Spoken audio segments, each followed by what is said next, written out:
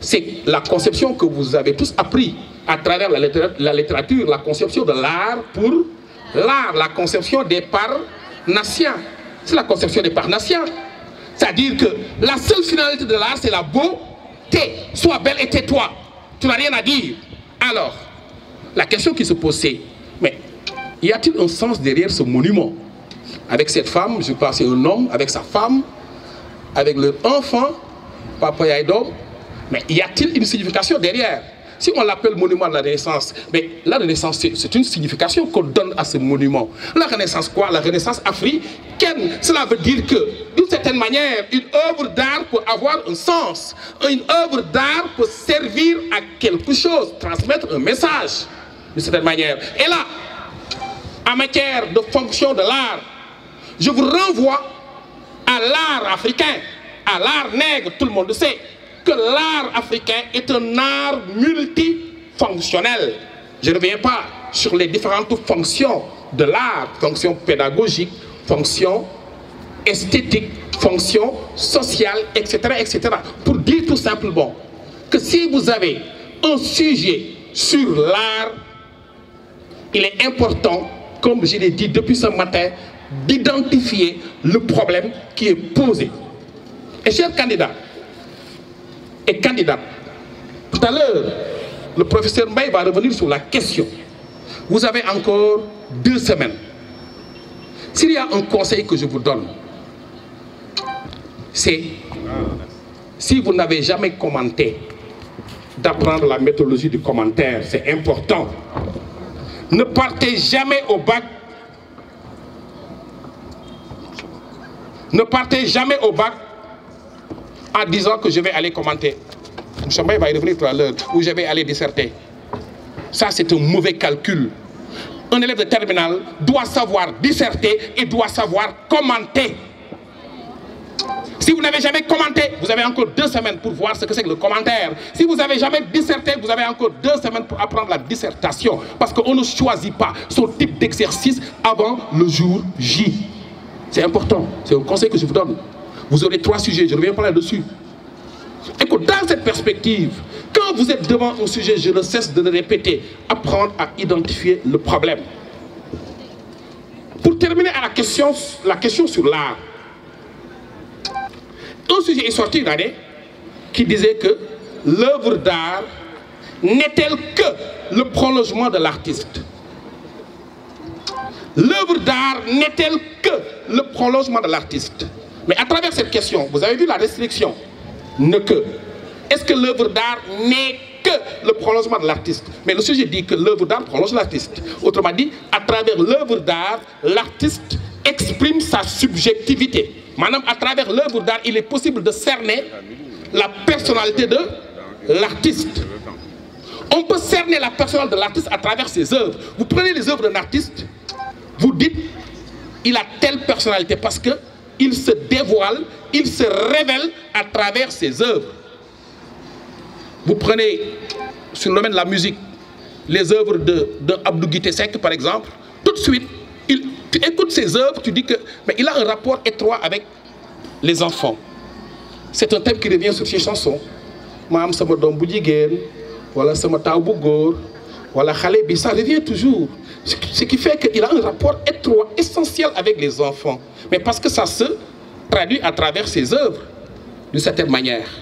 Et que dans cette perspective, l'œuvre d'art exprime la personnalité de l'artiste. Mais n'est-elle qu'une expression de cette personnalité? La réponse qui semble être attendue, c'est non. C'est-à-dire qu'il est vrai que l'œuvre d'art prolonge l'artiste, mais tout le monde sait que l'œuvre d'art aussi prolonge la société. À travers l'œuvre d'art, il est possible de voir les problèmes qui se posent dans la société. Parce que l'artiste, vous le savez bien, c'est un homme qui vit dans une société, qui appartient à une classe, qui appartient à une époque. Et ses œuvres reflètent les problèmes de sa société. Pour dire tout simplement que l'œuvre d'art n'est pas que le prolongement de l'artiste. Et faire une transition directement avant de passer la parole sur un dernier domaine, c'est l'épistémologie. Vous savez, vous aurez 3 sujets. Apparemment, en tout cas ça se passe souvent comme ça, vous aurez 3 sujets et chaque sujet va porter sur un domaine, sur les 3. Après, c'est souvent comme ça. L'épistémologie est le 4e domaine que nous allons aborder. Oui. Et on constate que, comme l'on oppose la religion à la philosophie, de la même façon, on oppose également la philosophie à la science. Oui. Et la question que cela m'inspire, c'est pourquoi une réflexion philosophique sur les sciences? Je vous répète la même réponse tout à l'heure, Khalifa, en disant que c'est l'office de la philosophie de tout comprendre. C'est à la philosophie de réfléchir sur tout. La philosophie est la seule discipline qui réfléchit et sur elle-même et sur tous les autres savoirs, sur toutes les autres disciplines. Et qu'aujourd'hui, on peut dire que la science occupe une place centrale en philosophie. C'est l'un des objets de la philosophie les plus essentiels aujourd'hui. Et à travers l'épistémologie, on réfléchit sur la science. Et c'est vrai que tu l'as dit. Aujourd'hui, on a tendance à opposer philosophie et science. Mais ça ne s'est pas toujours passé comme ça. Vous savez bien que la philosophie est la mère des sciences. Vous le savez bien. La philosophie est la mère des sciences.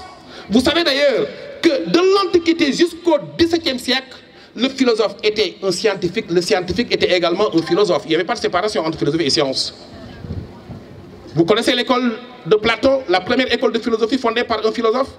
L'école de Platon, l'Académie, il avait écrit devant la porte de l'Académie que nul n'entre ici s'il n'est géomètre. Et jusqu'au XIe siècle, il n'y avait pas encore de séparation entre philosophie et science. Et jusqu'au XIe siècle, je prends un philosophe comme Descartes. Mais Descartes disait que la philosophie est comme un grand arbre dont les racines sont la métaphysique. C'était quoi le tronc de l'arbre philosophique? C'est la physique. Et les branches qui sortaient de l'arbre, ce sont les autres sciences, représentées principalement par 3 disciplines.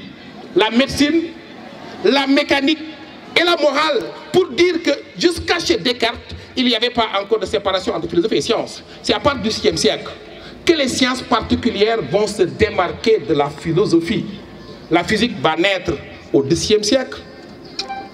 Au XVIIe siècle, la chimie naît et se sépare de la philosophie. Au XIXe siècle, une science comme la biologie naît et se démarque de la philosophie.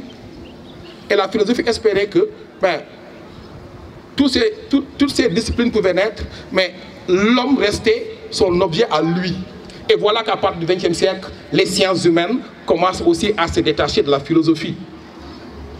Que ce soit la physique, la biologie, la chimie, les sciences humaines sont des filles de la philosophie. Et c'est le professeur Bachir Diagne, Souleymane Bachir Diagne, qui disait cette belle phrase que on aura toujours besoin de sa mère, même quand celle-ci a atteint la ménopause. Autrement dit, aujourd'hui, les sciences particulières ont besoin de philosophie, je vous l'ai dit tout à l'heure. Et que dans cette perspective, tout le monde sait que la philosophie en tant que telle n'est pas incompatible avec la science. Tout à l'heure, j'ai parlé de rapport de compatibilité entre la philosophie et la science. Et que si la science est née au XVIIe siècle, mais ça veut dire que les premiers hommes n'étaient pas des scientifiques, comme les premiers hommes n'étaient pas des philosophes. La science, l'attitude scientifique est apparue tardivement pour plusieurs raisons. Et que l'esprit scientifique est apparu plus tard pour plusieurs raisons. C'est à partir du XVIe siècle qu'on a commencé à parler de sciences modernes. Et aujourd'hui, avec l'avènement des sciences, certains ont pensé que la philosophie n'a plus sa raison d'être, que la philosophie n'a aucune utilité. Mais parce que tout simplement, c'est la science qui nous donne le savoir et c'est la technique qui donne à l'homme le pouvoir. Alors que la philosophie n'est ni le savoir, ni le pouvoir. Alors qu'est-ce que ça sert la philosophie? Et comme vous le savez, même si la philosophie n'est pas un savoir, même si la philosophie n'est pas un savoir ni un pouvoir, tout le monde sait que la philosophie elle est essentielle dans la vie. La philosophie donne à l'homme ce qu'on appelle la sagesse. J'ai besoin de savoir, c'est vrai. J'ai besoin de pouvoir, c'est vrai. Mais j'ai besoin de sagesse. J'ai besoin de moraliser la science. La philosophie apporte la dose éthique qui manque à la science. Ce sont les scientifiques eux-mêmes qui tirent sur la sonnette d'alarme. Vous savez, le savant Einstein disait l'évolution de la technique, la technologie aujourd'hui, le cœur même de notre civilisation, dit-il, est devenu une hache entre les mains d'un criminel. Cela veut dire qu'il se pose aujourd'hui ce que j'appelle les enjeux éthiques de la technoscience. C'est Rabelais, le savant, qui nous l'a rappelé depuis très longtemps, que science sans conscience n'est que ruine de l'âme. Et qu'aujourd'hui, la science a fait de nous, disait Jean Rostand, des dieux, avant que nous méritions d'être des hommes. Cela veut dire que l'homme aujourd'hui, dit Bergson, a besoin d'un supplément d'âme. Nous avons besoin d'un supplément d'âme pour pouvoir contrôler, empêcher les dérives de la technoscience. Parce que si on n'y prend pas garde, ce progrès scientifique et technique risque de se retourner contre nous. C'est la raison pour laquelle il est installé ce qu'on appelle des comités d'éthique. Comités d'éthique qui essayent de fixer des limites à la science. Parce que comme je cesse de le répéter, science sans conscience n'est que ruine de l'âme. Donc voilà en gros. Parce qu'aujourd'hui, il ne s'agit pas de refaire tout le programme de philosophie. Il y a beaucoup plus essentiel. Et tout à l'heure, vous vous rendrez compte que ce qui est essentiel aujourd'hui, vous avez tout le savoir, vous avez la culture, vous avez fait une année de philosophie. Que le programme soit terminé ou pas, importe peu. Hey, ce n'est pas une précipitation. Quelqu'un peut terminer son programme sans rien comprendre du programme. Quelqu'un peut faire 2 domaines et comprendre ces 2 domaines. Qui est plus... Mais moi je pense qu'il ne s'agit pas de terminer au programme. Vous avez fait une année de philosophie malgré les perturbations, mais vous devez être prêt à affronter le 29. Et tout à l'heure, ce qui est plus important dans cette rencontre d'aujourd'hui, c'est les conseils de tout à l'heure de Mouchambaye, les conseils méthodologiques. Qu'est-ce qu'il faut faire le jour J? Et même avant le jour J, est-ce qu'il faut changer Mbaye ses habitudes? Est-ce que si tu avais l'habitude de se coucher à 11h, est-ce qu'il va falloir se coucher à 9h? Si vous n'avez pas l'habitude de prendre votre déjeuner, est-ce que vous allez prendre votre déjeuner aujourd'hui? Face au sujet, comment réagir? Toutes ces questions-là sont plus essentielles que tout ce qu'on a dit depuis ce matin. Et donc, vous devez être prêt, vous devez être confiant. Et je vous le dis aujourd'hui, moi je pense que cette année, les sujets ne seront pas difficiles pour plusieurs raisons. Un élève terminal sérieux qui a fait une année de philosophie devrait pouvoir, entre 3 sujets, choisir un sujet quand même qu'il peut traiter avec aisance. Voilà sur ces quelques propos que j'aimerais terminer un peu la prise de parole. Merci Khalifa. Très bien, alors nous allons... Khalifa, je vais commencer mon propos par adresser mes remerciements à monsieur le directeur du Monument de la Renaissance, monsieur Sangor, de nous avoir permis de tenir cette rencontre sur ce lieu magnifique, sur ce lieu sublime. Et je remercie également le professeur Songué Diouf de m'avoir également permis de participer à cette édition de 2018. Mais je vais féliciter tous ces braves jeunes qui se sont déplacés. Il y en a qui viennent de Kermassar, d'autres de Guédiawaye, dans tous les coins, heureux coins de Dakar. Et vous êtes là à braver le soleil, rien que pour nourrir votre esprit. Cela me donne de l'espoir. Et je crois que cela correspond également au symbolisme de ce lieu. Parce que quand on parle de renaissance africaine, je crois que cette renaissance doit être portée par la jeunesse. Et aujourd'hui, votre mobilisation et votre présence montrent que tout espoir est permis. Je vous félicite et je souhaite bien évidemment que vous réussissiez vous tous en masse à votre examen de baccalauréat, Inch'Allah. Alors, très bien. Je vais vous entretenir de la méthode. Et M. Ndiaye vient de le répéter tout à l'heure. Nous avons fait tout à l'heure un survol du programme de philosophie, mais vous êtes tous conscients que le jour du bac, on ne vous demandera pas de réciter des leçons, on ne vous demandera pas de réciter des chapitres, mais on vous demandera de résoudre des problèmes. Et ces problèmes vous seront soumis à travers deux dissertations que vous aurez, si nous restons conformes, n'est-ce pas, donc, au profil des épreuves, deux dissertations et un texte à commenter. Donc vous voyez très bien que, après avoir durement travaillé 9 mois, après avoir survolé le programme de philosophie dans son intégralité, les 4 domaines, au dernier moment, je dis bien, il s'agira tout simplement de savoir comment s'en servir pour résoudre le problème qui est soumis à votre appréciation. Alors, il y a quelques conseils qui sont externes à l'épreuve, c'est-à-dire qui n'ont absolument rien à voir avec l'épreuve, pas absolument rien à voir, je veux dire directement. Je crois que la première condition pour réussir son examen, c'est d'être d'abord en forme. Et quand je dis être en forme, c'est la forme physique et la forme intellectuelle. Il faut être en forme. Quand on n'est pas en forme, on ne peut rien réussir. Alors maintenant, comment être en forme et garder cette forme? Il vous suffit tout simplement de bien manger, c'est extrêmement important. Ça,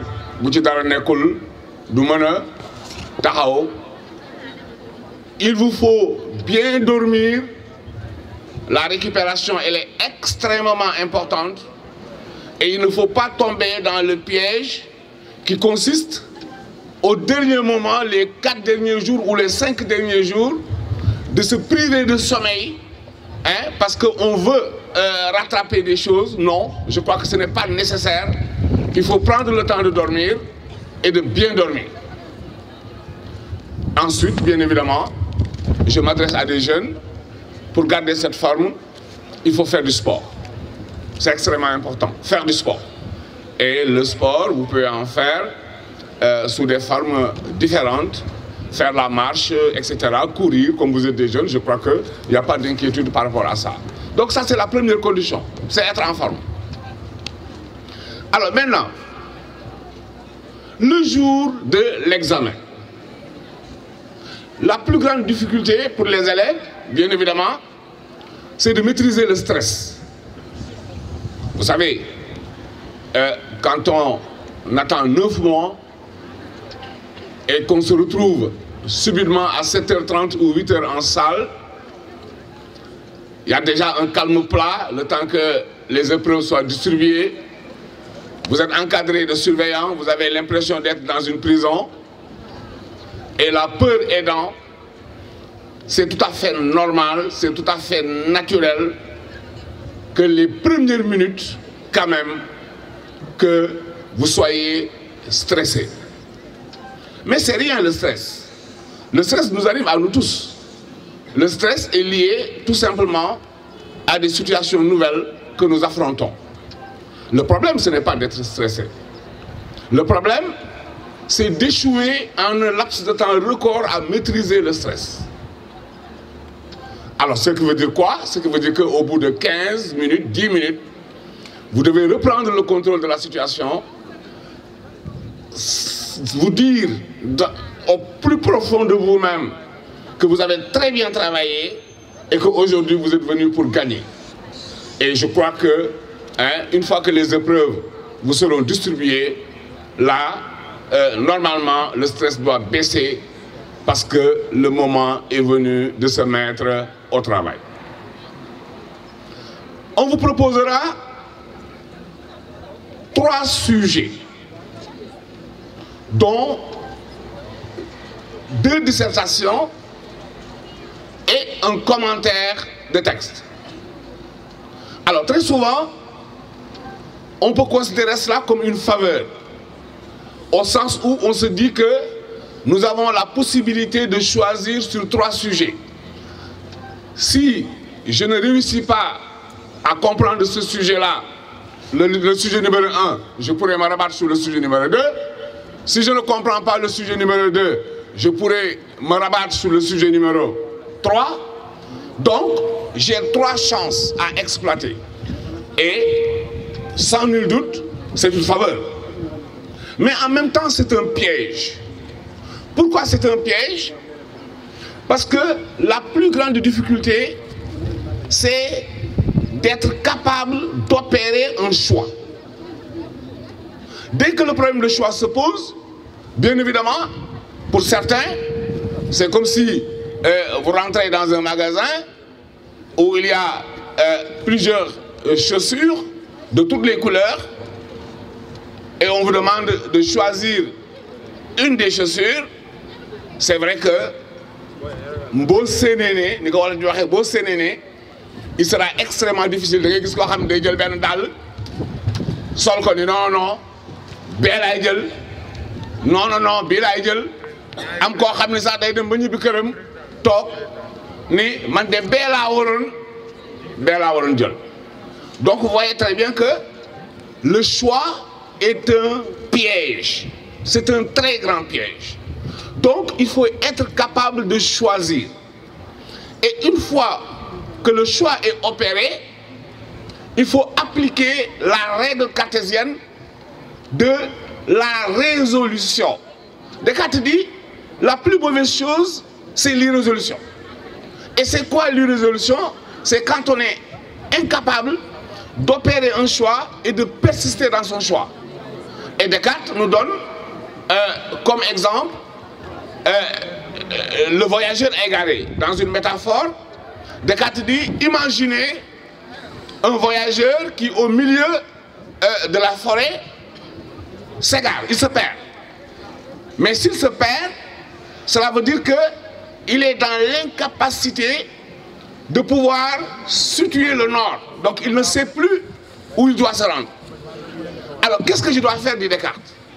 Est-ce que je dois tourner en rond, comme je l'ai dit tout à l'heure, ce que nous avons appelé tout à l'heure le sénile? J'avance 100 mètres à droite, ensuite je dis non, je ne suis pas sûr que c'est le bon chemin. J'avance 100 mètres à gauche, je dis ah non, je ne suis pas sûr que c'est le bon chemin. Je prends devant moi, j'avance 300, 400 mètres, je reviens, j'avance encore en arrière. Est-ce que ça c'est la bonne méthode pour sortir de cette forêt? Descartes dit non, parce que vous êtes en train de tourner en rond et à partir de ce moment-là, ce qui vous menace, c'est de mourir de faim là où vous êtes parce que vous ne bougez pas. Et c'est quoi la résolution?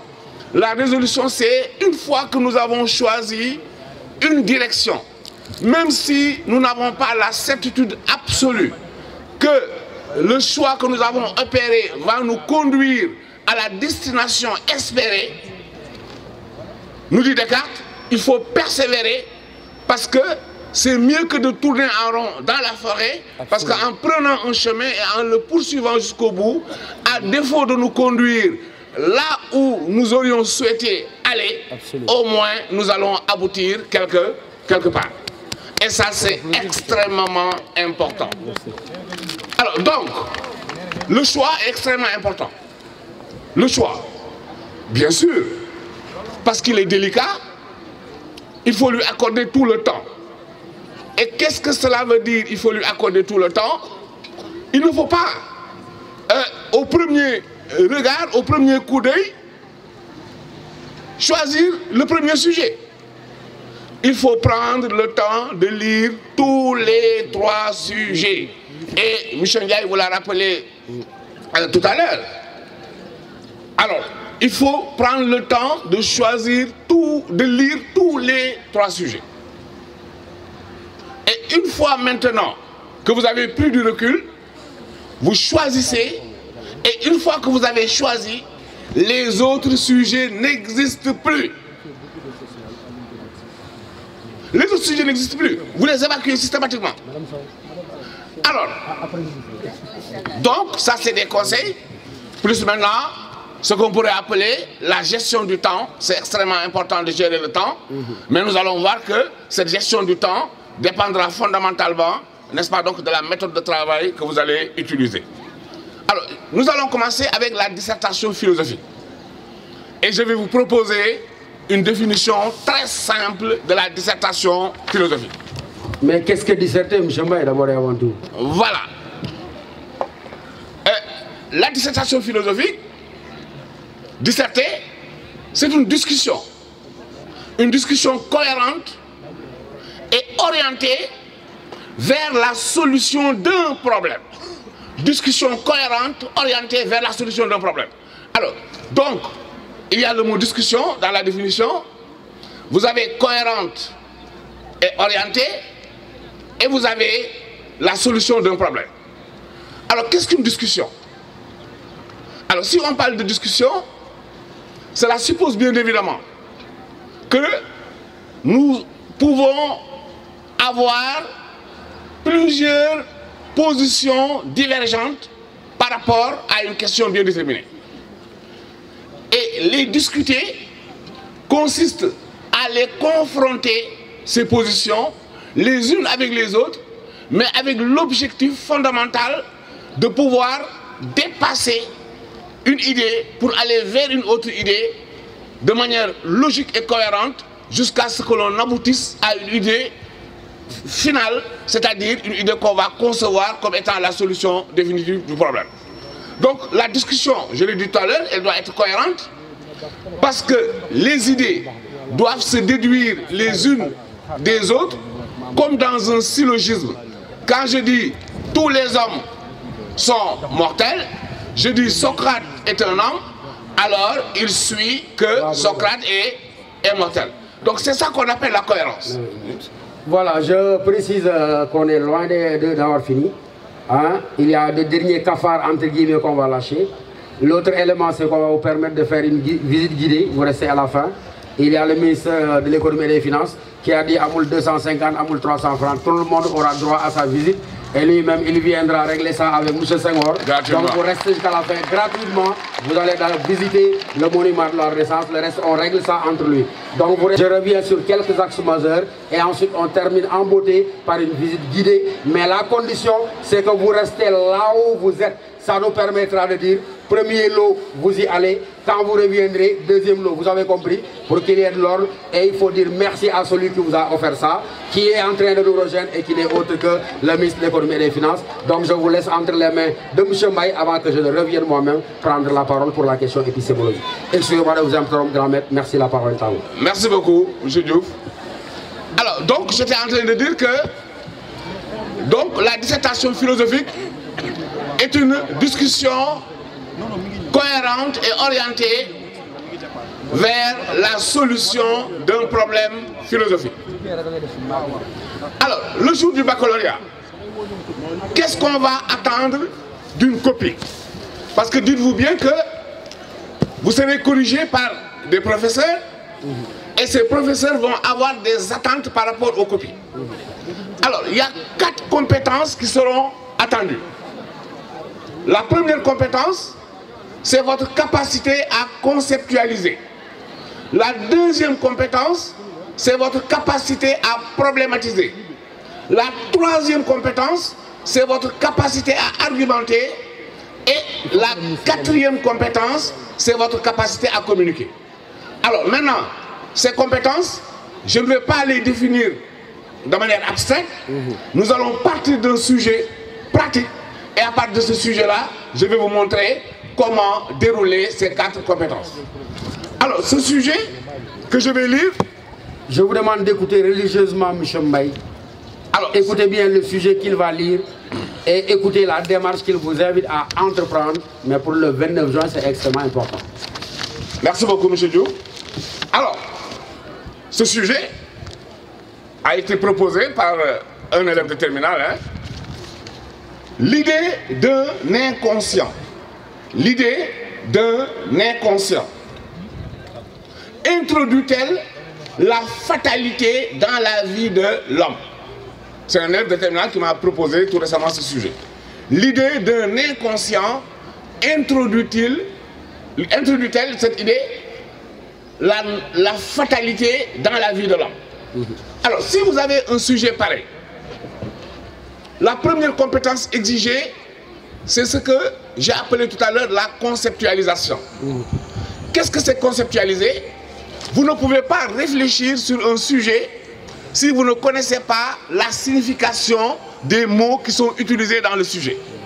Parce que si vous ne le faites pas, qu'est-ce qui va se passer? Si vous ne prenez pas le temps de conceptualiser, qu'est-ce qui va se passer? Vous allez tourner en rond.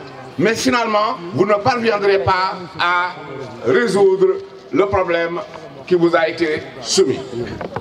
Alors, donc, ici, nous avons inconscient. Tout à l'heure, M. Ndiaye et M. Diouf sont revenus sur la notion d'inconscient et ses implications. Cela veut dire que donc les connaissances sont disponibles. Mais maintenant, la question, c'est comment utiliser ces connaissances dans le cadre d'une réflexion. Alors, donc ici, le mot inconscient signifie tout simplement une privation de conscience. Privation de conscience. Hein? Le in est une négation. Donc inconscient égale privation de conscience. Et c'est quoi la conscience? La conscience, c'est ce qui en moi me permet de savoir ce que je pense moi-même et ce que je fais. Alors présentement, à l'heure où je vous parle, je suis conscient d'être au monument de la Renaissance. J'ai en face de moi un très beau spectacle. J'ai des élèves en face de moi qui sont en train de suivre une conférence. Donc, je suis conscient présentement, autant que vous, de ce qui est en train de se passer ici. Mais maintenant, la question est, sommes-nous toujours conscients de ce que nous pensons et de ce que nous faisons? N'est-il pas possible qu'il y ait en nous des pensées que nous ignorons et lesquelles pensées déterminent à notre insu notre manière d'être et notre manière de nous comporter? Par exemple, la haine. Hein? Est-ce que quand je hais quelqu'un, ou est-ce que quand j'aime quelqu'un, ou quand je développe une attitude d'agressivité ou de violence à l'endroit de quelqu'un, est-ce que c'est un acte conscient au sens où je maîtrise les tenants et les aboutissants qui ont été à la base de mon comportement, ou est-ce qu'il y a quelque chose dans ce comportement qui m'échappe? Alors, et on vous dit, donc l'idée d'inconscient introduit-elle la fatalité dans la vie de l'homme? Donc ici vous voyez que vous avez une notion centrale, c'est la notion de fatalité. Et tout à l'heure, le professeur Songué Diouf vous a raconté le mythe d'Édipe, hein, et on va essayer d'analyser cette notion de fatalité avec Édipe. Avant même sa naissance, la naissance d'Édipe, c'est un mythe, hein, c'est un mythe grec. Son père est allé voir l'oracle. L'oracle, c'est le genre salvendum, si vous voulez, métaphoriquement, c'est-à-dire ces individus qui ont la capacité ou le don de lire l'avenir. Alors, ce qui suppose nécessairement que l'avenir existe déjà et que peut-être nous autres, les humains, qui sommes enfermés dans le temps, les trois dimensions du temps, c'est nous qui ignorons le futur en tant que tel, mais le futur est déjà connu. Alors, aujourd'hui donc, on peut dire que la liste du bac, les élèves qui seront reçus au baccalauréat, cette liste existe déjà. Cette liste existe déjà. Et que nous, là où nous sommes dans le présent, nous ne pouvons pas le savoir, mais cette liste existe déjà et que certains individus auraient cette capacité de lire l'avenir et donc de pouvoir vous dire est-ce que vous serez reçu au bac, oui ou non, avant l'heure. Et c'est ça le présupposé de l'oracle. Et lorsque le père d'Édipe est allé consulter l'oracle, parce que c'est un roi, il attendait un héritier, et cet héritier tardait à venir, il voulait en savoir plus, et l'oracle lui a dit, tu auras un fils, il te tuera et il épousera sa mère. Alors, malgré la volonté de Laïus, le père d'Édipe, de faire en sorte que cet événement n'advienne pas, parce qu'il a tout fait, il a utilisé toutes les stratégies, malgré tout, le garçon est né. il a abandonné le garçon a grandi ailleurs, dans un autre royaume, où il a été traité comme un prince, il a grandi, et lui aussi, voulant connaître son avenir, s'est rendu à nouveau chez l'oracle, qui lui a répété les mêmes choses. Il lui a dit que tu tueras ton père et tu épouseras ta mère. Lui aussi, il a fui ceux qu'il croyait être ses parents véritables, alors qu'ils n'étaient que ses parents adoptifs, mais lui, il n'en sait absolument rien. Et là, il y a une question extrêmement intéressante qui est posée. Qui sommes-nous? Que savons-nous de nous? Et quelle est la valeur réelle de nos convictions? Et vous savez très bien que la philosophie nous permet quand même, n'est-ce pas, donc d'interroger tout cela. Mais qu'est-ce qui s'est passé? Ce que l'oracle avait prédit s'est réalisé. Oedipe a fini par tuer son père et épouser sa mère. Mais quelle est la lecture que nous pouvons avoir de cette situation? Que nous avons tous un destin. Chacun d'entre nous a un destin. Le destin, il est tracé. Et fatalement, ça veut dire quoi? Ça veut dire que les événements qui se produisent dans notre existence, ces événements-là sont irréversibles. Ça veut dire qu'on ne peut pas les changer et qu'il y a une sorte d'inéluctabilité de ces événements qui fait que, bien évidemment, l'homme est considéré tout simplement comme une marionnette, excusez-moi, comme un robot, comme une machine téléguidée qui va directement droit vers son destin et qui n'a pas la possibilité de changer quoi que ce soit. Donc, dans le sujet, l'idée d'un inconscient introduit-elle la fatalité dans la vie de l'homme? La fatalité ici montre en réalité que si l'inconscient existe, parce que le mot idée, n'est-ce pas, donc renvoie au fait que cet inconscient peut être considéré de manière tout à fait polémique et hypothétique, au sens où cela peut ne pas être réel au sens propre du terme. Donc, est-ce que l'idée d'inconscient introduit une fatalité dans la vie de l'homme? Est-ce que donc la fatalité dont on parle n'est pas seulement une réalité religieuse, mais est-ce que cette fatalité serait une réalité concrète liée à l'existence même de l'homme, du fait qu'en nous-mêmes, il y a un inconscient? Ça veut dire quoi? Ça veut dire qu'il y a autre chose en nous-mêmes, Baba Galé, Néné Galé, et dans ce jeu entre Baba Galé et Néné Galé, est-ce que justement certains de nos comportements échappent totalement à notre vigilance et à notre contrôle? Parce que s'il y a des événements dans notre existence qui échappent à notre contrôle, qui échappent à notre vigilance, alors nous ne sommes en rien différents d'Oedipe qui est allé directement vers son destin. Donc l'idée d'inconscient introduit-elle la fatalité dans la vie de l'homme? Alors ici, pourquoi l'homme? Mais l'homme, c'est extrêmement important parce que l'homme est différent de l'animal. En tout cas, c'est ce que nous pensons, c'est ce que nous croyons. Et sur quoi se fonde cette différence entre l'homme et l'animal? Parce que l'animal, lui, il est guidé par son instinct. Donc l'instinct, c'est une force qui est en l'animal, qui guide, dirige et oriente ses actions.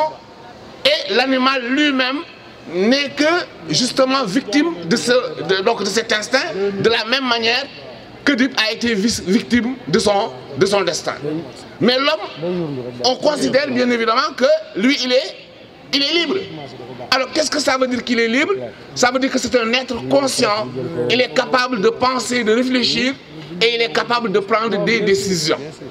Libre, en toute connaissance de cause.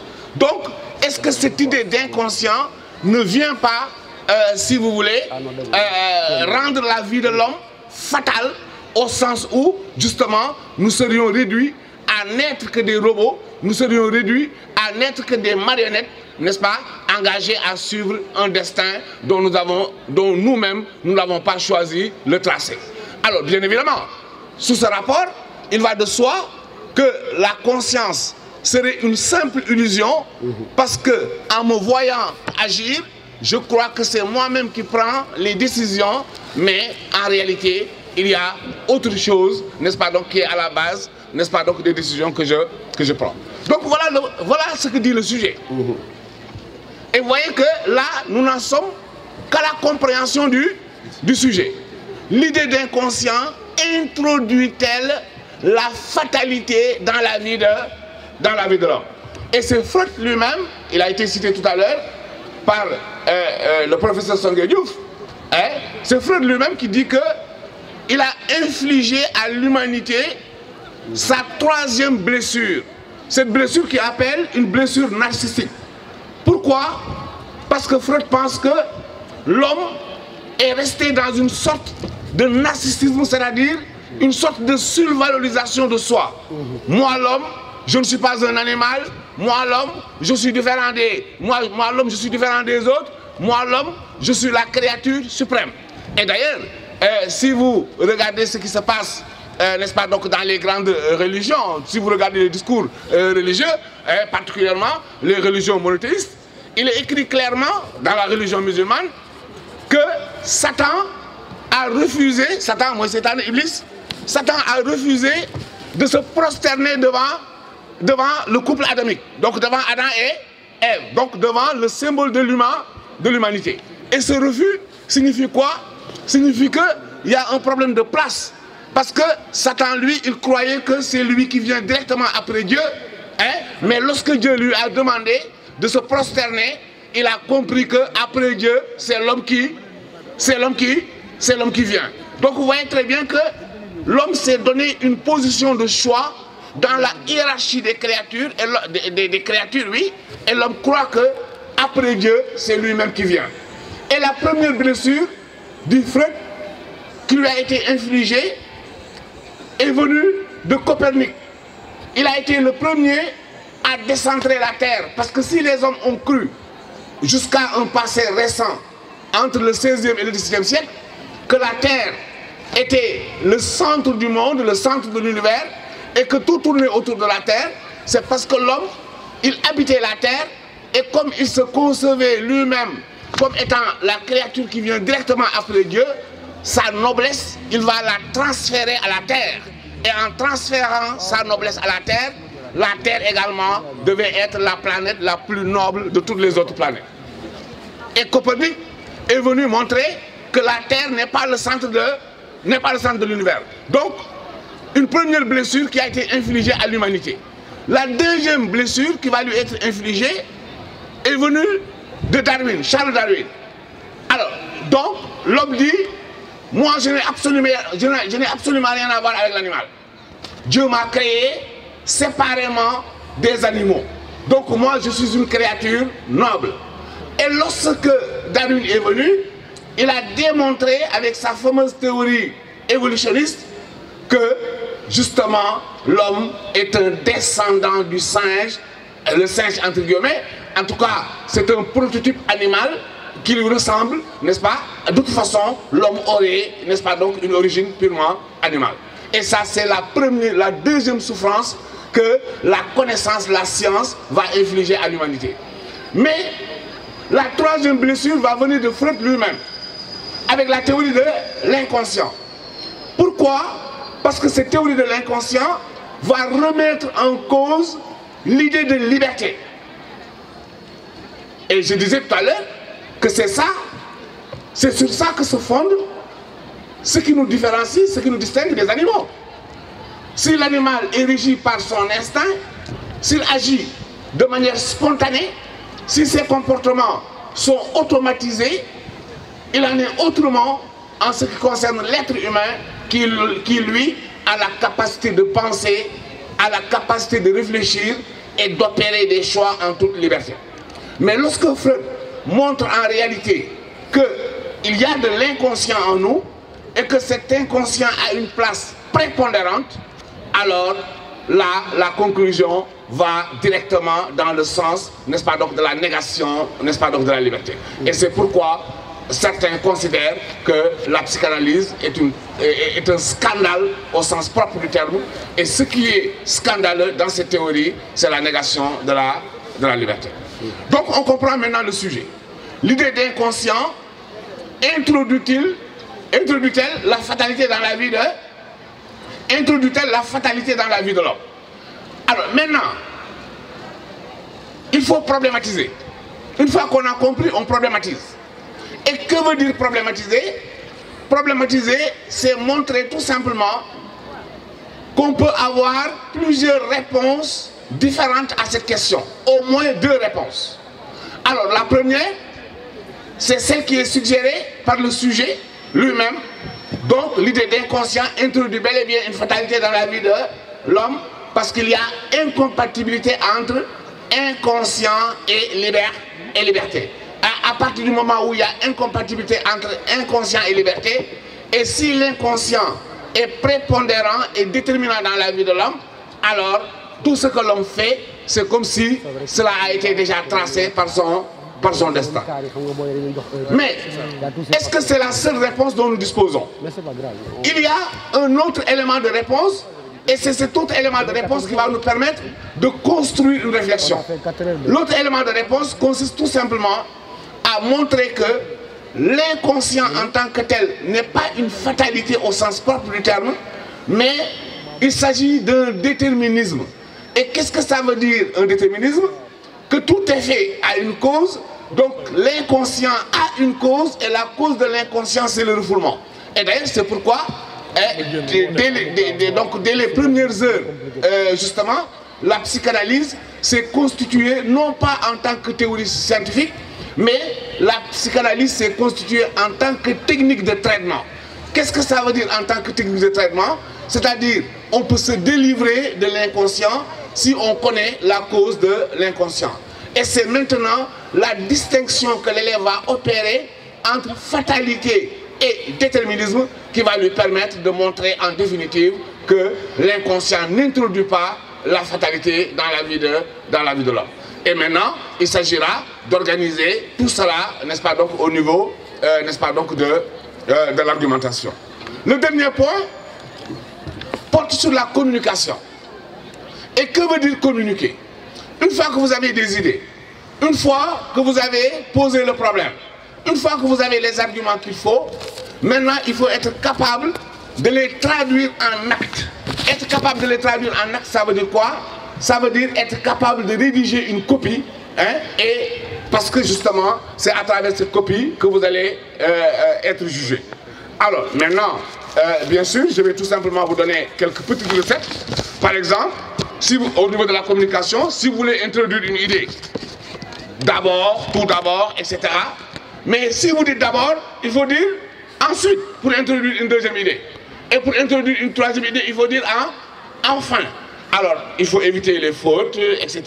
Hein, essayez de vous exprimer le plus simplement possible en utilisant un vocabulaire qui est à votre disposition. Donc, je vous remercie parce que tout ce que j'ai dit à propos de la dissertation est valable pour le commentaire de texte. Parce qu'avec le commentaire de texte, la situation est inversée. Ça veut dire quoi? Vous avez un texte et dans le texte, vous avez une question, vous avez un problème et vous avez une thèse. On vous demande de les mettre en évidence et de passer à la discussion. Je vous remercie. On va revenir beaucoup plus amplement sur ça. Merci.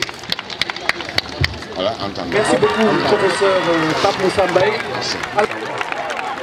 Voilà, s'il vous plaît, permettez-nous de terminer en beauté. Nous revenons, comme il l'a dit, sur 2 leçons essentielles. La première leçon portera sur la problématique de l'État et la deuxième leçon, elle portera sur la problématique de la liberté sur laquelle Michel Ndiaye reviendra, étant entendu que d'ailleurs on articulera les 2 concepts. Ensuite, j'aimerais vous préciser qu'il faudrait rester, mais dans la discipline, parce qu'on va devoir organiser la visite guidée. Et monsieur le directeur et son équipe me disent qu'ils ont de très belles surprises à vous montrer et qu'ils n'ont jamais montré aux visiteurs qui viennent tous les jours. Donc soyez patients et permettez-leur de faire cette visite guidée-là. Donc la question que vous m'avez posée et qui est relative à l'État m'invite, comme c'est le cas toujours en philosophie, à revenir et à faire procès d'abord à un effort d'éclairage conceptuel. Donc Khalifa, lorsque vous me posez la question « qu'est-ce que l'État ?», on devrait d'abord commencer par constater que l'État est devenu aujourd'hui le cadre indispensable mais d'effectuation de l'existence humaine.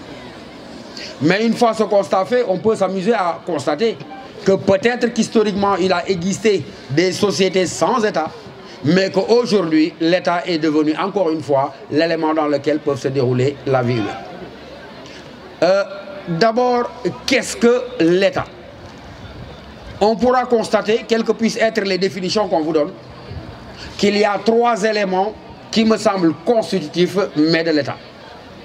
Le premier élément, j'ai envie de l'appeler un élément psychologique, qui est la notion d'autorité politique. Et les 2 autres éléments, j'ai envie de les appeler des éléments matériels, mais la population et le territoire. Et de ce point de vue-là, M. Ndiaye vous a dit tout à l'heure, en se fondant sur William Lapera et Georges Burdeau, mais que l'État est d'abord une idée. Et dire que l'État est d'abord une idée, c'est montrer qu'il ne se donne à penser ou il ne se donne à sentir de manière concrète, palpable et effective, mais que par le biais de ses institutions. C'est pourquoi vous connaissez sans doute la définition la plus ramassée de l'État, produite par Georges Burdeau et William Lapera, consistant à dire, je crois, que l'État, c'est le pouvoir politique, mais institutionnalisé. D'abord, pouvoir politique institutionnalisé montre quoi? Que l'État n'a pas le monopole du pouvoir. Qu'il y a manifestation de pouvoir dans toutes les instances de la vie communautaire, peut-être de l'autorité même du chef de famille jusqu'à celle du chef d'État. Mais que la différence, elle est dans la définition. C'est que le pouvoir de l'État est un pouvoir politique, mais un pouvoir politique institutionnalisé. Ça veut dire que s'il y a pouvoir dans la société, c'est un pouvoir diffus, collectif. Alors que le pouvoir dans l'État est un pouvoir centralisé entre les mains, mais de ceux qu'on appelle les gouvernants. Et de ce point de vue-là, on est obligé donc de montrer que cette importance des institutions est sans doute ce qui légitime la définition donnée de l'État par une certaine Jacqueline Russe. À la question qu'est-ce que l'État, dans son ouvrage Les chemins de la pensée, elle répond en disant mais que l'État c'est un ensemble d'institutions politiques, juridiques, économiques, administratives, exerçant une autorité politique souveraine sur une communauté humaine à l'intérieur d'un territoire bien déterminé. La notion d'autorité politique souveraine est là, la notion de communauté humaine est là, et la notion de territoire bien déterminé est absolument là. Maintenant, d'où vient l'État? Je n'insiste pas, vous savez qu'il y a, on retient 2 thèses fondamentales. La première qui vous est plus familière, celle d'Aristote, assignant à l'État une origine naturelle. L'autre, mais celle des théoriciens du contrat, assignant au contraire à l'État une origine contractuelle. Mais vous le savez, l'enjeu fondamental de l'État restera lié au rapport qu'il entretient avec la liberté de ses membres. C'est Spinoza qui précise, et c'est une évidence, que si les hommes ont créé l'État, ce n'est sans doute pas pour devenir plus bêtes ou des automates qu'ils n'étaient, mais c'est pour véritablement accéder à une liberté pleine, entière et effective. Quel rapport y a-t-il donc entre l'État et la liberté? M. Ndiaye reviendra tout à l'heure, mais ce que je peux dire en passant très vite, c'est que vous avez 2 types de rapports. Il y a une première perspective, héritée de Spinoza, de Hegel, qui assigne à l'État pour but de rendre possible et de garantir la liberté. Vous connaissez le mot célèbre de Spinoza, considérant, je le cite, que la fin dernière de l'État est en réalité, mais la liberté de ses membres. Et cette idée-là, que le but de l'État c'est la liberté, vous la retrouvez chez l'auteur du contrat social et qui n'est autre que Jean-Jacques Rousseau. C'est Rousseau qui est l'un des premiers à essayer de se représenter la possibilité pour l'homme dans l'État, mais de retrouver sa véritable liberté. Et cette idée de retrouver sa véritable liberté se fonde sur le constat du paradoxe que Rousseau fait lui-même. Dans le contrat social, dans l'entame de l'ouvrage, il précise le paradoxe selon lequel, dans tous les états historiques, l'homme a perdu sa liberté, quand bien même l'homme à l'origine bénéficiait d'une liberté pleine et entière.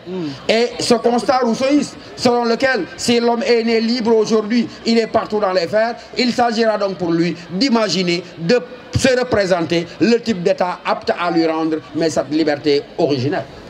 Et chez Rousseau, cet état-là, apte à rendre à l'homme sa liberté originelle, n'est autre que l'état engendré par le contrat social. Les formules, mais empruntées par Rousseau pour ce contrat-là, sont restées célèbres, vous le savez très bien. Qu'est-ce qu'il faut faire dans le contrat social? Rousseau dit, je le cite, il s'agit de trouver une forme d'association qui défende et protège de toute la force commune la personne et les biens de chaque associé, en sorte que chacun s'unissant à tous n'obéisse pourtant qu'à lui-même et reste aussi libre mais qu'auparavant.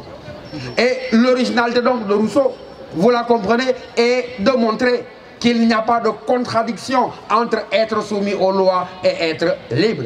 Pourquoi cela est une originalité? Parce que vous le savez très bien, en règle générale, là où je suis soumis à une loi, j'ai quel sentiment? Mais j'ai le sentiment de ne pas être libre. Or, Rousseau nous dit, mais c'est le contraire qui serait valable. Parce que là où il n'y a pas de loi, régnerait ce qu'il appelle entre guillemets le droit du plus fort. Et vous vous souvenez de la critique très humoristique que Rousseau fait de cette notion du droit du plus fort, en disant droit du plus fort, je le cite, c'est un galimatia inextricable. Pourquoi? Parce que droit du plus fort, c'est penser que la force peut faire droit. Rousseau dit, là où la force fait droit, nous sommes dans l'état de nature. Alors que dans l'état civil, ce n'est pas la force qui fait droit, mais c'est le droit qui fait force. Avant de montrer que de toute manière, un droit qui ne repose que sur la force est un droit précaire. Parce qu'en face d'une force égale ou supérieure, c'est un droit qui s'anéantit et s'abolit. Et donc le véritable droit, il repose sur la conformité aux lois. Rappelle-toi quand il disait, le maître n'est jamais assez fort pour rester toujours le maître s'il ne transforme sa force en droit et l'obéissance en devoir. Cette idée géniale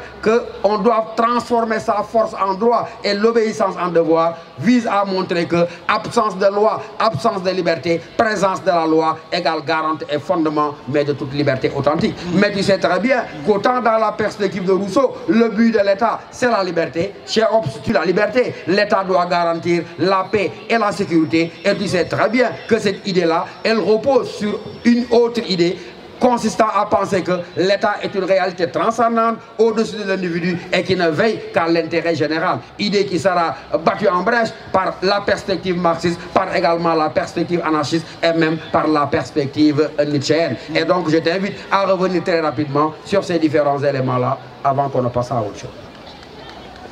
Vous savez, il est important de toujours terminer en beauté. J'ai l'habitude de dire, il y a le doute. Pourquoi je le dis? Nous sommes des croyants. Et nous croyons au destin. Mais il y a le doute, moi. Ça, c'était le blabla pour les garder. Réellement, la conférence est finie. Ils vont me l'annoncer. Salut quoi. Vous pouvez que dégg do dégg. Day jël sam xel. Wala mu yëkkati la ngay promener ñu wax ju am solo tokkul sa nopp nga ñibbi naan ndekete wax nañ ko fa bien sûr mais parce que tu n'étais pas attentif. Donc je vous demande d'être attentif et qu'on termine en beauté. Et sur la question de la liberté, il l'a bien dit. Il faut faire très attention avec cette notion de liberté parce que c'est un terme polysémique. Oui.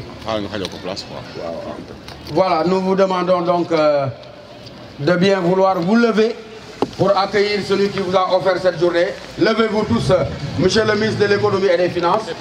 Et donc nous vous demandons de l'applaudir très fort parce que c'est lui qui vous a fait l'honneur de vous offrir cette journée et c'est lui qui a appelé pour qu'on vous demande de pouvoir visiter gratuitement. Il dit qu'il va payer tous les frais, vous visitez gratuitement tous les locaux et donc c'est assez fort frais. Donc vous vous levez et vous applaudissez très fort. On ne vous entend pas assez, il faut applaudir. Je vous demande d'applaudir très fort, monsieur le ministre. Et donc Khalif, tu prends le micro pour le reste. Donc monsieur le ministre de l'économie et des finances, parrain de cette édition 2018 qui vous offre par ailleurs la visite guidée dont vous aurez bénéficié tout à l'heure, une visite guidée assez spéciale car l'administrateur l'a dit, il vous réserve bien de surprises. Allez, applaudissez monsieur le ministre, s'il vous plaît, applaudissez fort. Professeur, le ministre Amadouba, ministre de l'économie et des finances, parrain de l'édition 2018 vraiment de cette synthèse de philosophie. J'ai vu cette détermination. Ouais. Voilà, merci. Donc le ministre, il vous offre la visite guidée, c'est gratuit absolument pour tout le monde, vous allez le faire.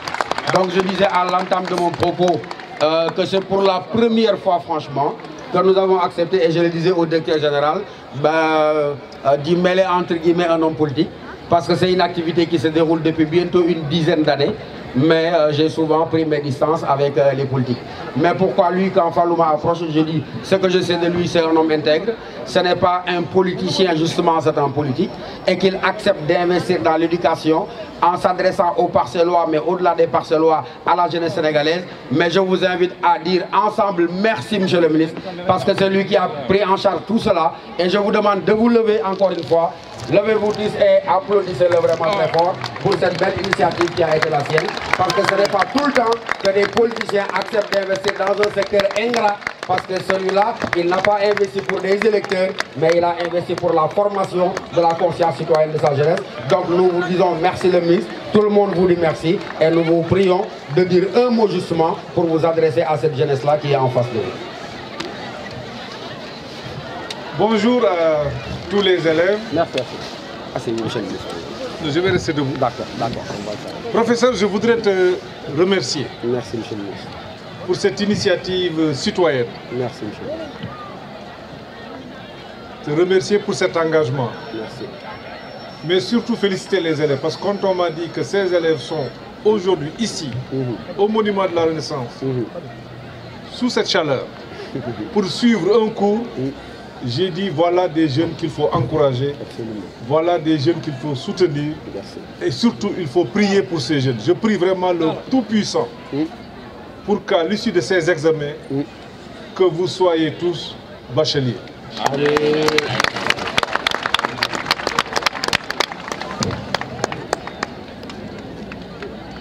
C'est vrai que je suis un homme politique, engagé à côté du président Macky Sall, derrière lui. C'est justement la compréhension que j'ai de sa vision. C'est la compréhension que j'ai de la manière de faire la politique. C'est ce qui justifie cet engagement citoyen avec l'avenir du Sénégal constitué par cette jeunesse. Merci d'être venu. Professeur, merci pour cette initiative. Merci, monsieur le ministre. Et bonne chance aux élèves. Je vous remercie, je vous laisse continuer votre cours. Merci beaucoup. Merci beaucoup, monsieur le ministre. Je vous présente l'équipe qui m'accompagne depuis le début. Il y a d'abord celui que vous connaissez à la télé, M. Khalifa Diakhaté, qui est là, comme je ne vous présente pas, M. Khalifa Diakhaté. Ça va bien. Celui-là, je ne le présente pas, Fallou. Hein. Fallou, oui, il est des parcelles. Fallou, Sophie, Awa, mais tous ces Amazones et ces guerriers-là qui travaillent pour vous. M. Badara Ndiaye. Il est professeur de philosophie au lycée des Parcelles Assainies. Merci. Donc lui, il a été de toutes les éditions de Sorano. C'est un excellent professeur, un modèle pour la jeunesse. Et c'est pour cela que nous l'avons invité. Merci. Et donc applaudissez également. Merci. Là, nous avons quelqu'un qui a tout facilité.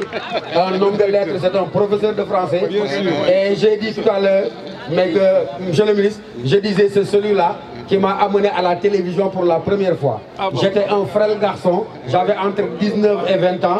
Il organisait une émission qui s'appelait Clé littéraire sur la RTS. Et c'est lui qui m'a tendu un micro pour la première fois. L'excellent M. Racine Senghor, qui est directeur du Monument de la Renaissance aujourd'hui. Brillant homme de lettres et de culture. Nous avons également là quelqu'un, monsieur le ministre, qui s'appelle M. Mbaye, Papa Moussa Mbaye. Il est formateur, professeur de philosophie, excellent pédagogue, il est l'ami des élèves, il est également l'un de tous meilleurs, mais c'est pourquoi il est également là avec nous. Merci. Et donc toute cette équipe-là qui est là, je crois que le but est le même.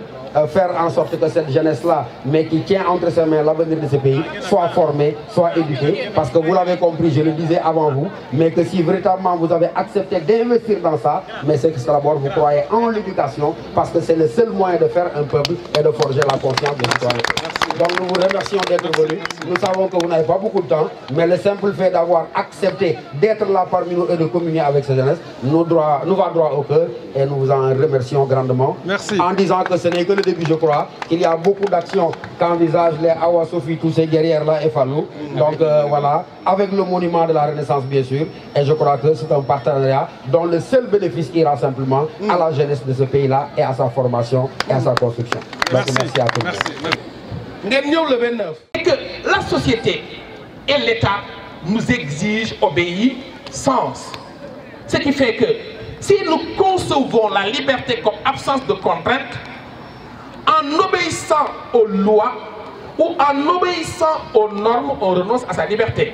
Parce que aussi bien la norme que la loi apparaissent d'abord comme une contrainte. Donc, liberté définie comme absence de contrainte devient incompatible avec la vie en société. on l'a vu tout à l'heure, que la société peut être liberticide. Bien sûr. Que la société, elle est contraignante.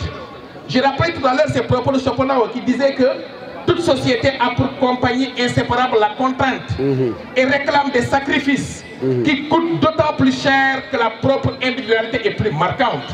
Donc, dans ce premier temps, on peut considérer que la liberté devient incompatible avec la vie en société. Parce que vivre en société, c'est obéir à des normes. Or, respecter une règle, c'est s'y soumettre. Et en se soumettant à cette règle, je n'agis plus au gré de mes envies. Si bien que, tant que l'on vit en société, on n'est pas vraiment libre. Et que donc, dans ce premier temps, à la question obéir à l'État, est-ce renoncer à sa liberté? Oui, effectivement. L'État devient ici un obstacle à la liberté. L'État devient un facteur d'oppression. L'État devient quelque chose qui me prive de ma liberté. Parce que qui dit État dit loi. Mais attention. Est-ce que les hommes peuvent s'associer, obéir à des lois communes sans renoncer à sa liberté? Autrement dit, exiger l'obéissance, est-ce porter atteinte nécessairement à la liberté? Autrement dit, en obéissant aux lois, est-ce qu'on renonce forcément à sa liberté? Est-ce que la liberté est toujours une absence de contrainte? Une année, le sujet est sorti sur liberté et contrainte qui dit, mais la contrainte annihile-t-elle la liberté? Est-ce que la loi est nécessairement ou toujours un obstacle à la liberté? Est-ce que cette loi, qui dans la première perspective apparaît comme un obstacle à la liberté, n'en serait-elle pas la condition? Autrement dit, est-ce qu'on peut obéir à l'État sans pour autant renoncer à sa liberté? Le professeur est revenu sur l'idée géniale de Jean-Jacques Rousseau.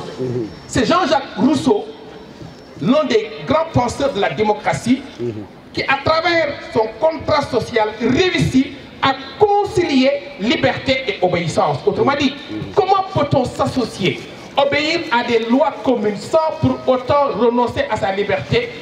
Rousseau dit, la solution elle est simple. Faisons de telle sorte que les lois auxquelles nous obéissons soient des lois qui expriment la volonté générale.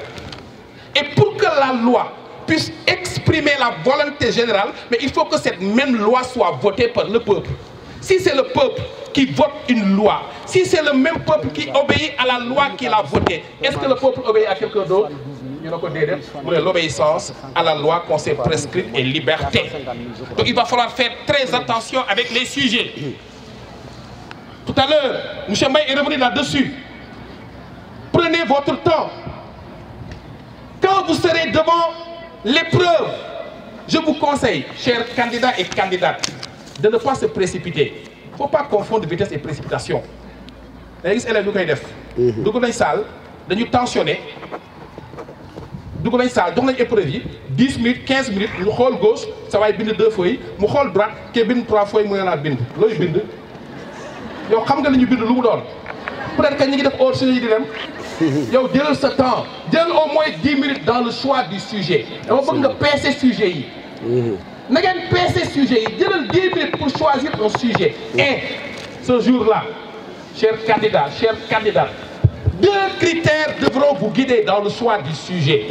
Premier critère, choisissez un sujet que vous avez compris. On ne choisit pas un sujet qu'on aime. Comme que tu es, nous avons beaucoup de liberté. Nous avons beaucoup de nature et culture. Mais beaucoup de nature et culture, tu comprends le sujet que nous avons sur nature et culture. Dans mon sorti, on choisit un sujet qu'on a compris. Oui, ben. Mais s'il arrive. Et Badou, le conseil qu'on leur donne souvent, quand vous choisissez, vous faites comme ça, vous faites comme ça veut dire quoi? Vous comprenez que choisir, comme dit Sartre, c'est se priver du reste. Vous choisirez Ningay de Flemme. Ça veut dire quoi? Tu ne vois plus les autres sujets. Parce que très souvent, on vous voit, vous écrivez pendant 30 minutes, moi, en toute difficulté, vous abandonnez le premier sujet, vous allez essayer de chercher les autres sujets, vous passez à côté. Carrément. Donc, ce qu'il vous a dit, choisissez un sujet que vous avez bien compris.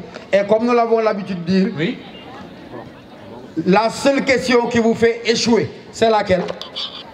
L'anmo guin. Connaissez l'anmo guin, ça m'a dit à 1 ou 2. parce que dara du génn loolu lu mu tekki mooy c'est une question et c'est une question signifie clairement quoi? Qu'on ne vous demandera jamais de réciter parce que ki ne lan moo génn mu ngi naan ndax art la ndax liberté la ndax nature et culture la. Or les questions qu'on vous pose sont des questions de synthèse maanaam da ngay comp fii comp fii comp fii comp fee da ngay mel ni soxna suy duggi marché buy duggi marché du dajale lépp lu mu for du boole ay ñambeeg ay lu ma xamul dajale dafa naan ceebu jën lay togg ceebu jën lii moo ciy dugg lee du ci mën a dëgg. Da ngeen wax ji donc ce que là signifie très clairement c'est que vous allez du sujet vers le cahier de cours, mais jamais du cahier de cours vers le sujet. Quand on vous dira, exemple, le rationnel est-il le critère de la vérité? Am na chapitre bu tudd le rationnel. Est-ce qu'il y a une leçon qui s'appelle le rationnel? Alors qu'est-ce que je vais réciter? Rien du tout. Donc le rationnel est-il le critère de la vérité? Mais vous allez réfléchir en disant dans quelle discipline leur principe d'engendrement se trouve être la raison. Parce que vous oubliez que la philosophie n'a pas le monopole de la raison. La raison, la rationalité, elle est philosophique. La rationalité, elle est scientifique. C'est vrai. Faut finir la leçon dans cette première partie. Philosophie, science. Dans la deuxième partie, tu vas dire, ah, même si le rationnel est un, il n'est pas le seul, parce qu'il y a des vérités qui sont en dehors du pouvoir de la raison. Par exemple, les vérités mythiques, par exemple, les vérités religieuses. Ñaata leçons? 1, 2, 3, 4 leçons. Donc ça demande réflexion et non pas récitation, non pas restitution. Vénérable maître, excusez-moi de vous avoir non, c'est très bien. Et c'est ce qui me fait dire que, comme il l'a dit, le professeur Mbaye est revenu là-dessus. Le jour J, dites-vous que il ne s'agirait pas de répondre simplement à une question. On est en philosophie. Absolument. On vous pose une question. Cette question renferme un problème philosophique. Absolument. En dissertation, on ne répond pas simplement à une question, on résout un problème. Ce qu'il a appelé problématique. Donc il vous appartient, vous, à travers l'introduction, de transformer la question posée en un problème philosophique qu'on va essayer de résoudre. Et un problème bien posé au niveau de l'introduction est à moitié résolu.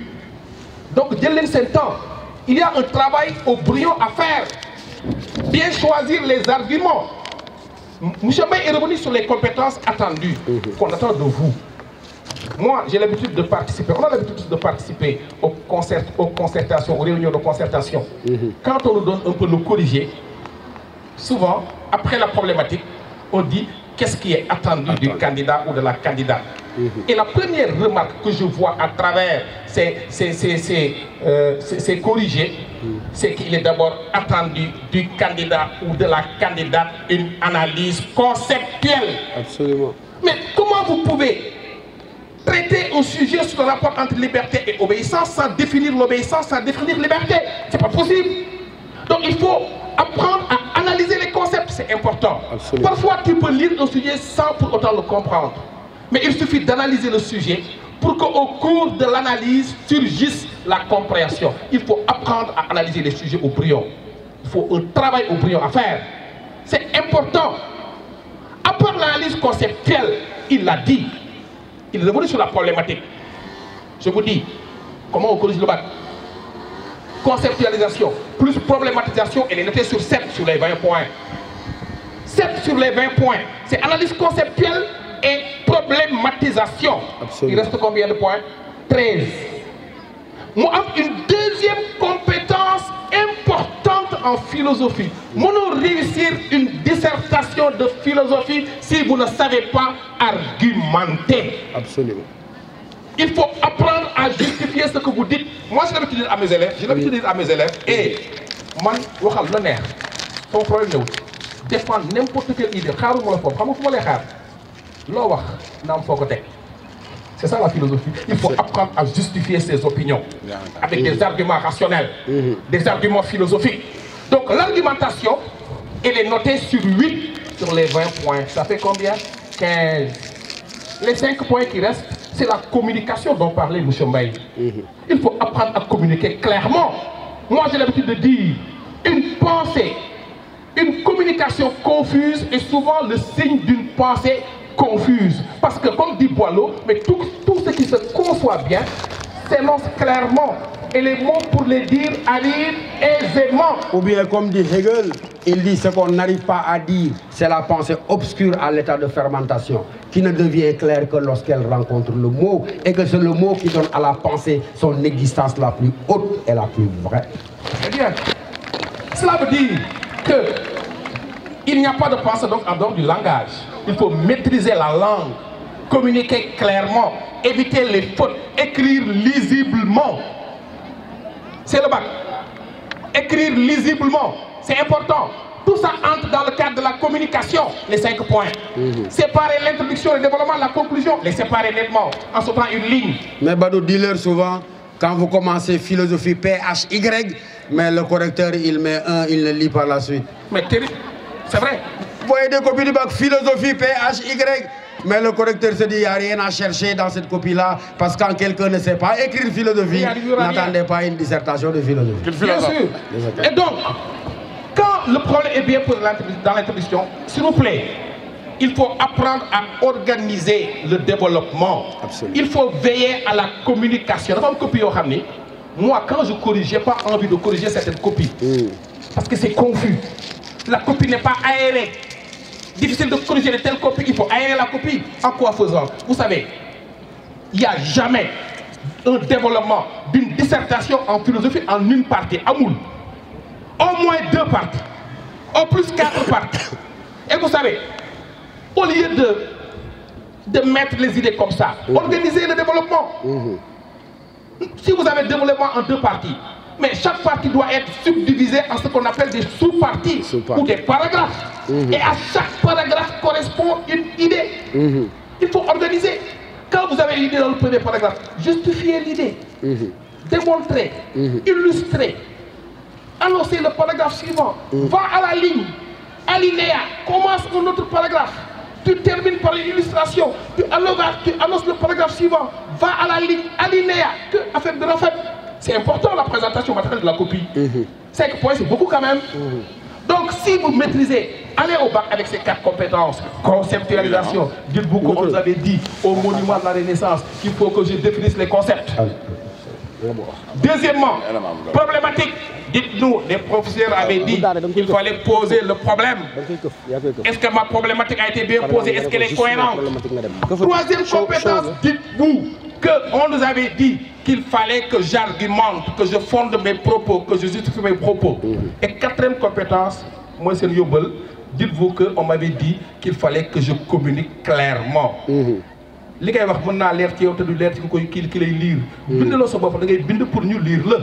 Et comme vous écrivez pour être lu, li ngay bind na leer nga teg ko ci lu leer, teg ko ci argument yi leer, boo ko defee am 17 ba 18 maa leen ko ñaanal ñëpp.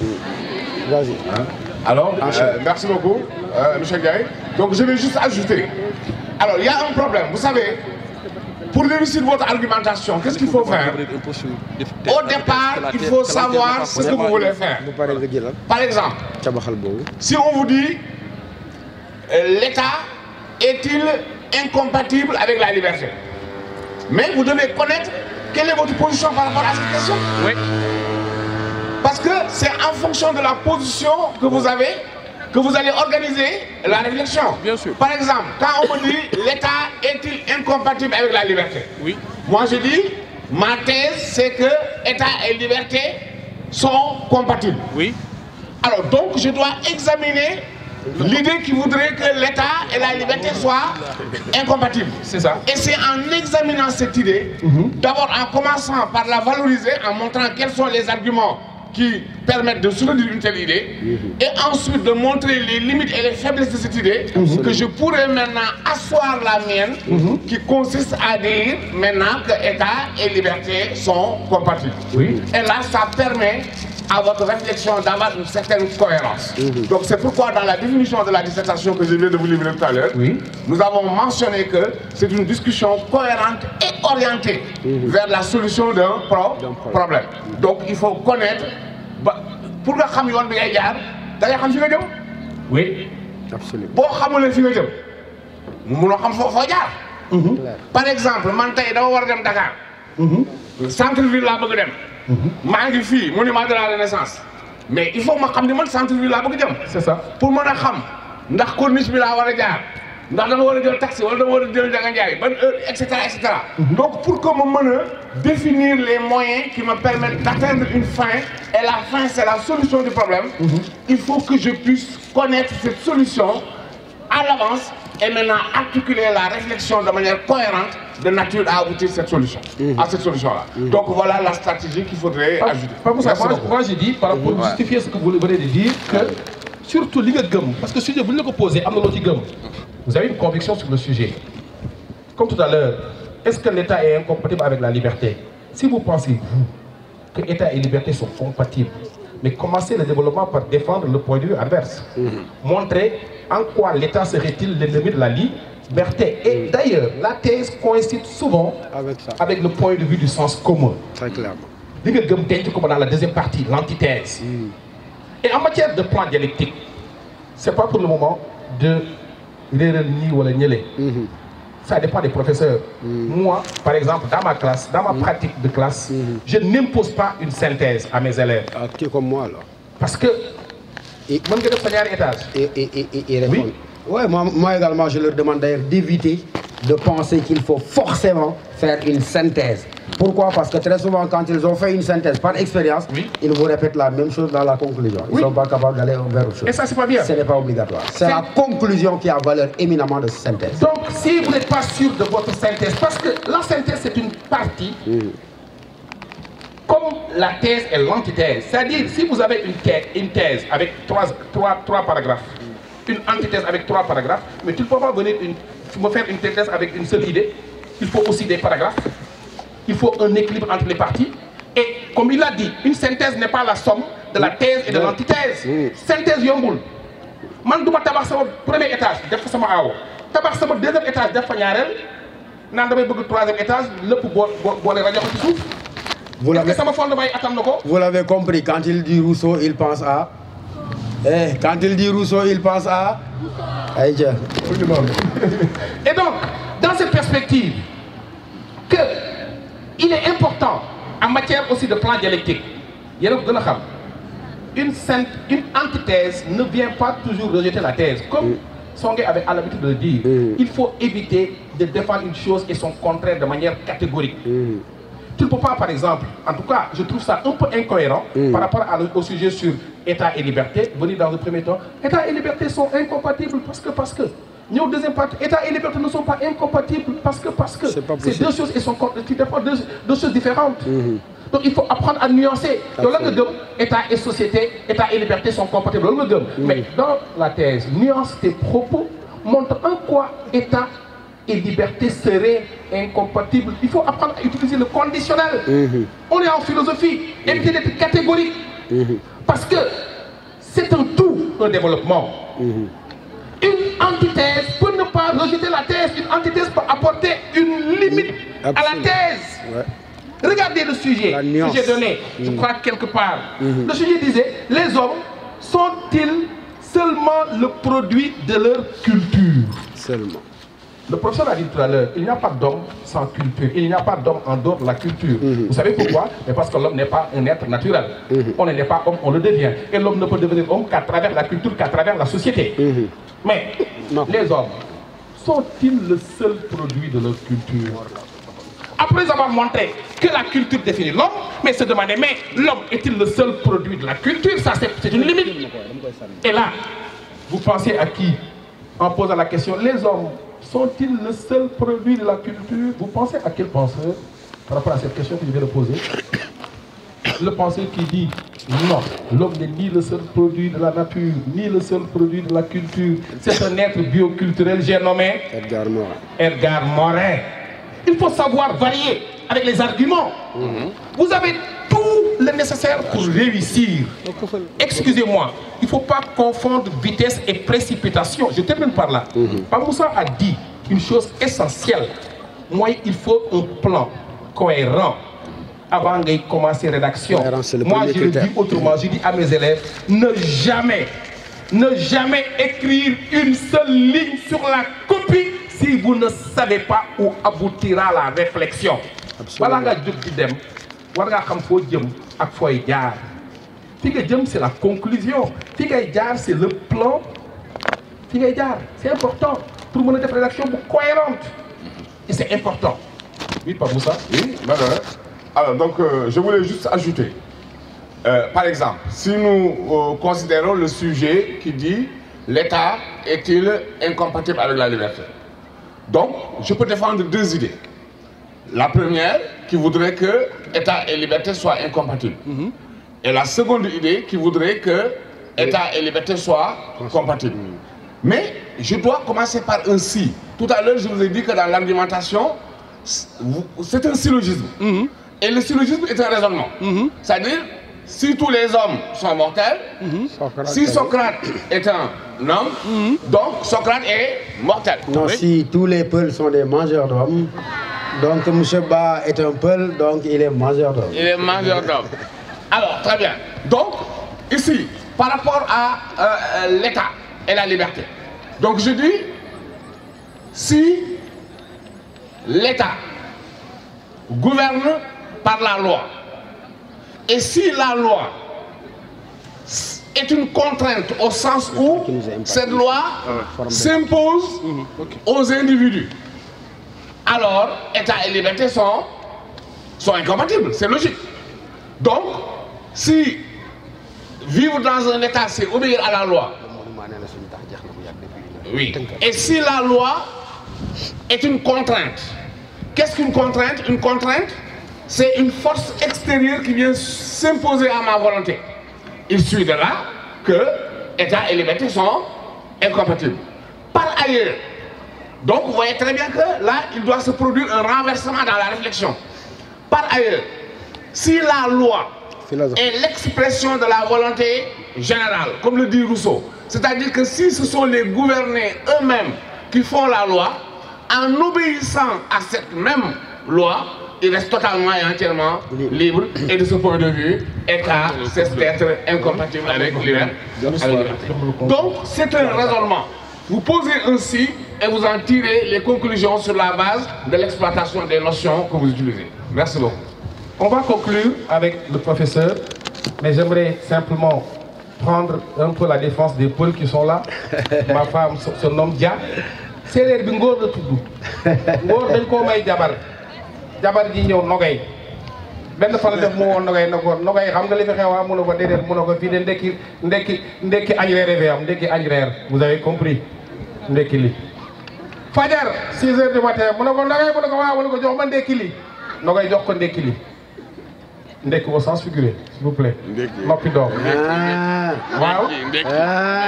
10 heures. Ngor ne Nogay mu ne ko waaw mu ne ko jox ma añ bi mu ne ko waaw liggéey añ teel mu ne ko ku moom añ bi mu ne ko waaw mu ne ko jox ma sama añ. ñu jox ko añ bi 10 heures. 2 heures. Ngor xiif. ne Nogay mu ne ko waaw mu ne ko jox ma ndekki jox ma suma reer. mu ne ko koo gis kuy reer 2 heures mu ne ko moom reer mu ne ko mën a jox ma suma reer. ñu jox reeram añ na ndekki na reer na. 7 heures. Ngor xiif. Nogay mu ne ko ah mu ne ko jox ma reer mu ne ko reer nga yaa ko gën a tey reer nga xam nga ni reer nga mu ne ko ah reer naa mu ne ko waaw mu ne ko lebal ma ndekki suba. waaw daa jaawale Ngor ak Alpha Yaya wala Baba Galle kooku Baba Galle la donc kooku Baba Galle la. Voilà, donc je crois que tout a été bien dit et dit et je crois que vous avez été heureux de cette rencontre là. Ce que nous pouvons dire simplement que nous vous remercions d'abord de vous être déplacés et de prier sur Dieu par la grâce de Seigne Touba. dama bëgg ngeen yéen ñëm na jërëjëf Seigne Touba. jërëjëf Serigne Touba. jërëjëf Serigne Touba. yàlla leen Seigne Touba ak ngeen gëm yëpp ngeen yaakaar ñu gungeeloon ba keroog le 29 juin ngeen am ay 15 ay 16 ay 17 ay 18 ay 19 ci barke Serigne Touba. jërëjëf Serigne Touba. léegi maintenant ne leen tekk fi ngeen toog ñu ànd ak le directeur ak le personnel ñu may leen benn visite guidée bi nga xam ne le ministre de l'économie et des finances moom moo ko yor. léegi restez en place, il y a des cadeaux qui vont être remis. On assiste à la réception des cadeaux. Donc je donne le micro à Khalifa Diakhaté et après on y va pour la visite guidée. Vraiment on vous remercie encore une fois, merci beaucoup. très rapidement, les gens attendent. Voilà, les photos après. Après. Alors, qui remet le cadeau? La présidente. Voilà, avec toi.